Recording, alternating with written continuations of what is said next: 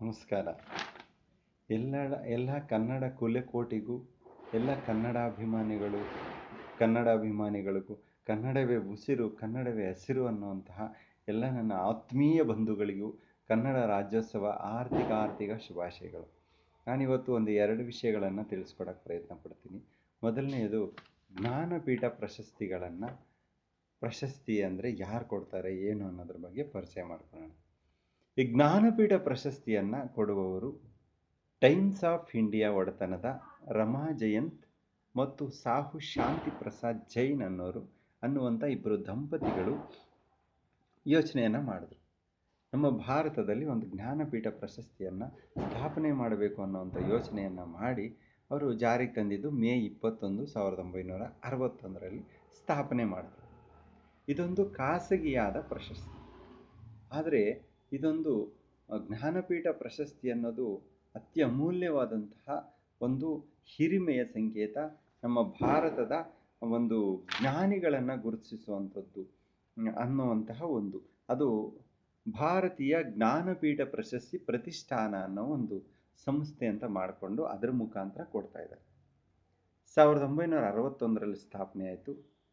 ಆದರೆ ಇದು ಯಾರು ಕೊಡ್ತಾರೆ, ಯಾವ ರೀತಿ ಕೊಡ್ತಾರೆ ಅಂತ ನೋಡೋದಾಯಿತು ಅಂತಂದರೆ, ಮೊದಲನೇದಾಗಿ ಭಾರತೀಯರಾಗಿರಬೇಕು, ಕವಿ, ಲೇಖಕ ಮತ್ತು ಸಾಹಿತಿ ಆಗಿರಬೇಕು, ಅವರು ಬರೆದಂಥ ಭಾಷೆ ಭಾರತದ ಸಂವಿಧಾನದ 8ನೇ ಪರಿಚ್ಛೇದದಲ್ಲಿ ನಮೂದಾಗಿರುವ ಭಾಷೆಯಲ್ಲಿ ಯಾವುದಾದ್ರೂ ಒಂದು ಭಾಷೆ ಆಗಿರಬೇಕು, ಮತ್ತು ಒಂದು ಬಾರಿ ಪಡೆದ ಭಾಷೆಗೆ 3 ವರ್ಷ ಪ್ರಶಸ್ತಿ ನೀಡಲ್ಲ, ಮತ್ತು ಮರಣೋತ್ತರ ಕೊಡುವಂಥ ಪದ್ಧತಿನೂ ಇಲ್ಲ, ಜೀವಂತವಾಗಿರಬೇಕಾಗತ್ತೆ.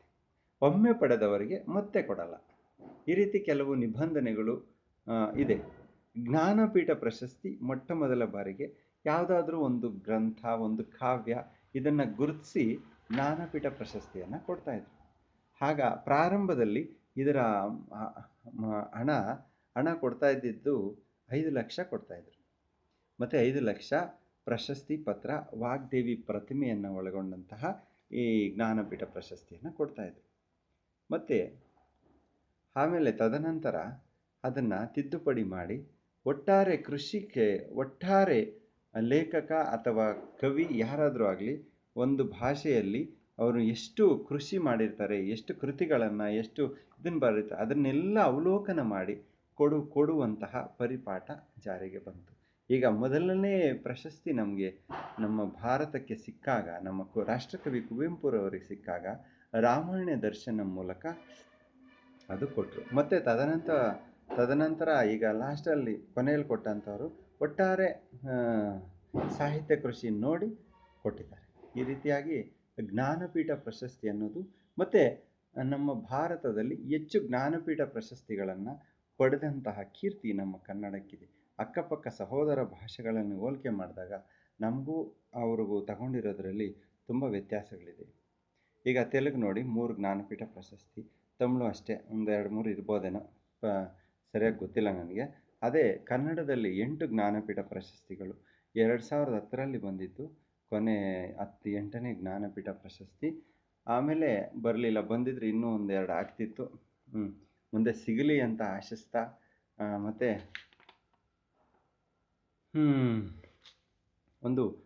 ನಮ್ಮ ರಾಷ್ಟ್ರಕವಿ ಕುವೆಂಪುರವರ ಹಾಡಿರುವ ಒಂದು ಹಾಡನ್ನು, ಅದು ಸಾಹಿತ್ಯದ ಸಾಲುಗಳೇ ಸುಮಧುರ.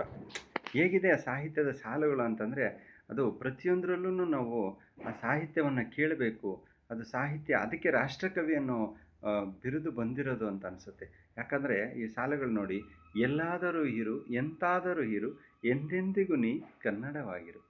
ಅದನ್ನು ಕೇಳೋಣ. ಎಲ್ಲಾದರೂ ಇರು, ಎಂತಾದರೂ ಇರು, ಎಂದೆಂದಿಗೂ ನೀ ಕನ್ನಡವಾಗಿರು, ಕನ್ನಡವೇ ಸತ್ಯ,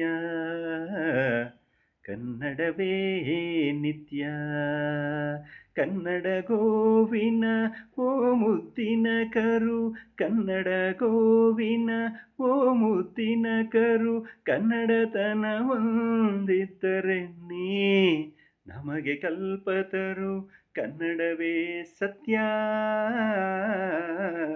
ಕನ್ನಡವೇ ನಿತ್ಯ. ನೀ ಮೆಟ್ಟುವ ನೆಲ ಅದೇ ಕರ್ನಾಟಕ, ನೀನೇರುವ ಮಲೆ ಸಹ್ಯಾದ್ರಿ, ನೀ ಮುಟ್ಟುವ ಮರ ಶ್ರೀಗಂಧದ ಮರ, ನೀ ಮುಟ್ಟುವ ಮರ ಶ್ರೀಗಂಧದ ಮರ, ನೀ ಕುಡಿಯುವ ನೀರ್ ಕಾವೇರಿ, ಪಂಪನ ನೋದುವ ನಿನ್ನ ನಾಲಗೆ ಕನ್ನಡವೇ ಸತ್ಯ. ಕುಮಾರವ್ಯಾಸನ ಆಲಿಪ ಕಿವಿಯದು, ಕನ್ನಡವೇ ನಿತ್ಯ.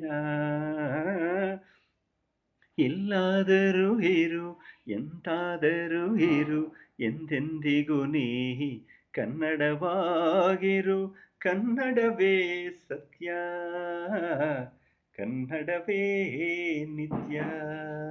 ಹರಿಹರ ರಾಘವರಿಗೆ ಎರಗುವ ಮನ, ಆಳಾಗಿಯ ಹಂಪೆಗೆ ಕೊರಗುವ ಮನ, ಹರಿಹರ ರಾಘವರಿಗೆ ಎರಗುವ ಮನ, ಆಳಾಗಿಯ ಹಂಪೆಗೆ ಕೊರಗುವ ಮನ, ಪೆಂಪಿನ ಬನವಾಸಿಗೆ ಕರಗುವ ಮನ, ಬೆಳ್ಗೊಳ ಬೇಲೂರ್ಗಳ ನೆನೆಯುವ ಮನ, ಜೋಗದ ಜಲಪಾತದಿ ಧುಮುಕುವ ಮನ, ಮಲೆನಾಡಿಗೆ ಪುಳಿ ಹೋಗುವ ಮನ, ಕನ್ನಡವೇ ಸತ್ಯ, ಕನ್ನಡವೇ ನಿತ್ಯ.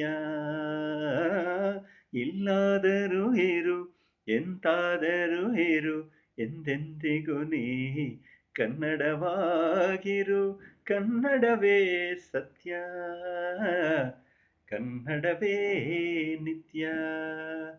ಹರಿಹರ ರಾಘವರಿಗೆ ಎರಗುವ ಮನ, ಆಳಾಗಿಯ ಹಂಪೆಗೆ ಕೊರಗುವ ಮನ, ಪೆಂಪಿನ ಬನವಾಸಿಗೆ ಕರಗುವ ಮನ, ಬೆಳ್ಗೊಳ ಬೇಲೂರ್ಗಳ ನೆನೆಯುವ ಮನ, ಜೋಗದ ಜಲಪಾತದಿ ಧುಮುಕುವ ಮನ, ಮಲೆನಾಡಿಗೆ ಪುಳಿ ಹೋಗುವ ಮನ, ಕಾಜಾಣಕ್ಕೆ ಗಿಳಿ ಕೋಗಿಲೆ ಹಿಂಪಿಗೆ, ಮಲ್ಲಿಗೆ ಸಂಪಿಗೆ ಕೇದಗೆ ಸೊಂಪಿಗೆ, ಮಾವಿನ ಹೊಂಗೆಯ ತಳಿರಿನ ತಂಪಿಗೆ, ರಸರೋಮಾಂಚನಗೊಳ್ಳುವ ತನ ಮನ, ಎಲ್ಲಿದ್ದರೆ ಏನ್ ಎಂದಿದ್ದರೆ ಏನ್, ಎಂದೆಂದಿಗೂ ತಾನ್ ಕನ್ನಡವೇ ಸತ್ಯ,